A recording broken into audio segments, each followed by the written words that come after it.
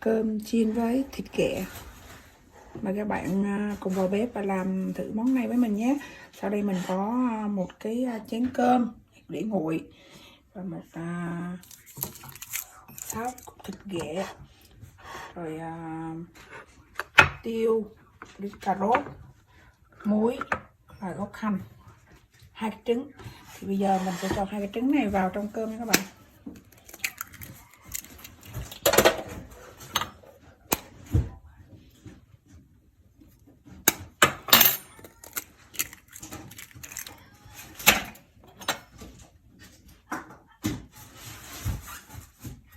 Rồi mình sẽ trộn đều lên.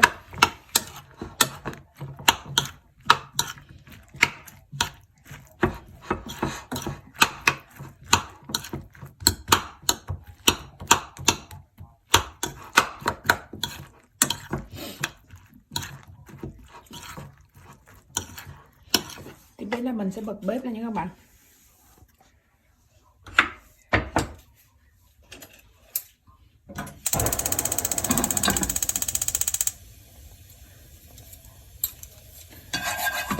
Sẽ đợi dầu nóng, sẽ cho hành vào và chúng ta sẽ phi ra cho nó thơm.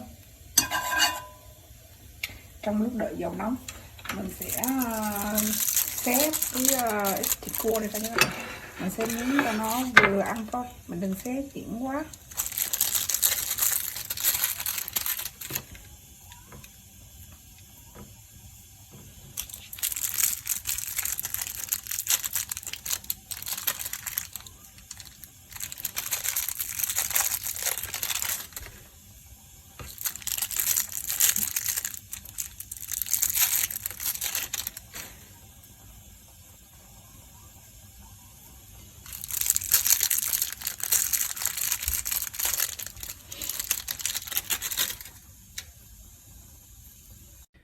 Và bây giờ mình đã xé xong rồi nha các bạn.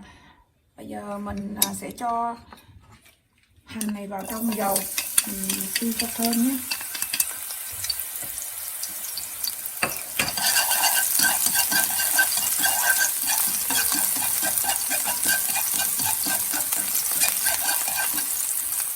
Chúng ta cho một ít hạt tiêu vào trong trứng cái cơm nha các bạn.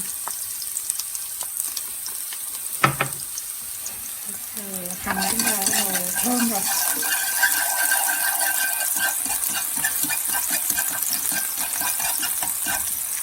Bây giờ mình sẽ cho cơm vào.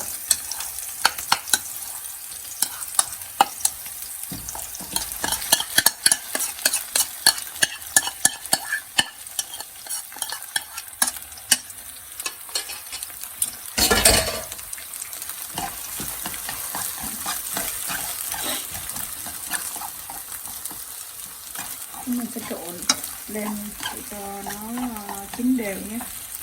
Bây giờ chúng ta nêm vào đây tí muối,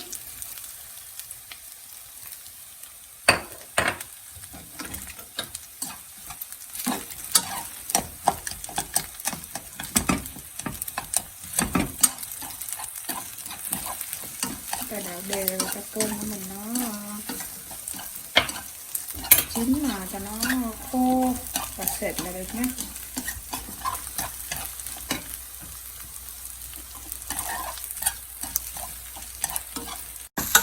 Bây giờ cơm của mình nó cũng đã chín rồi mà nó cũng gần khô rồi, để cho nó khô tí nữa thì nó tơi ra thì nhìn cơm chiên nó mới ngon các bạn.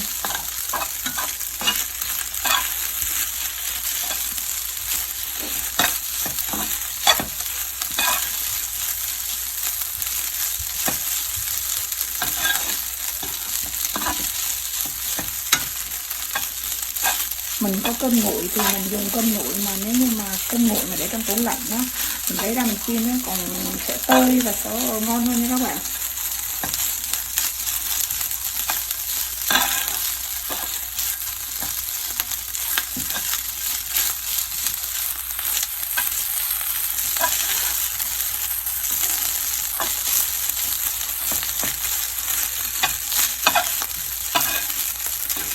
Đảo đều lên á, không thì nó lại chết. hay luôn.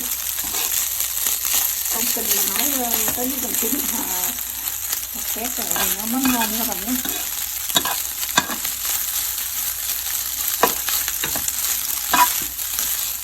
Bây giờ của mình là nó cũng gần vào giai đoạn gần xong rồi đó.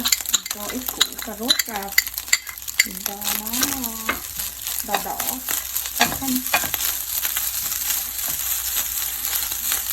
cho nó dẫn cặp mắt người nhìn một tí thôi. Cà rốt ăn thì cũng tốt, nhưng mà cho cà rốt vào thì nó làm cho món ăn của mình nó thêm sinh động nè, đẹp hơn nè. Còn ăn thì mình thấy nó ngon miệng hơn. Và bây giờ là cuối cùng mình cho thịt chia vào nữa.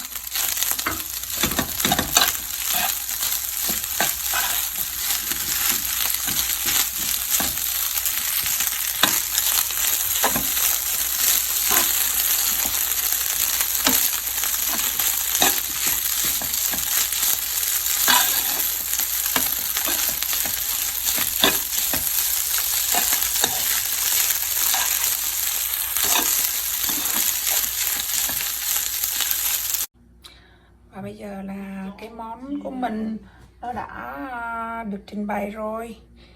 Thì mình sẽ dùng một cái lá của cây cải thìa. Mình tỉa ra một cái cây có 2 cái lá, rồi mình làm một cái bông. Bây giờ mình xin mời các bạn cùng dùng thử với mình nhé. Cảm ơn các bạn đã theo dõi và quan tâm, like, chia sẻ và đăng ký kênh giùm cho mình nhé. Cảm ơn mọi người rất nhiều.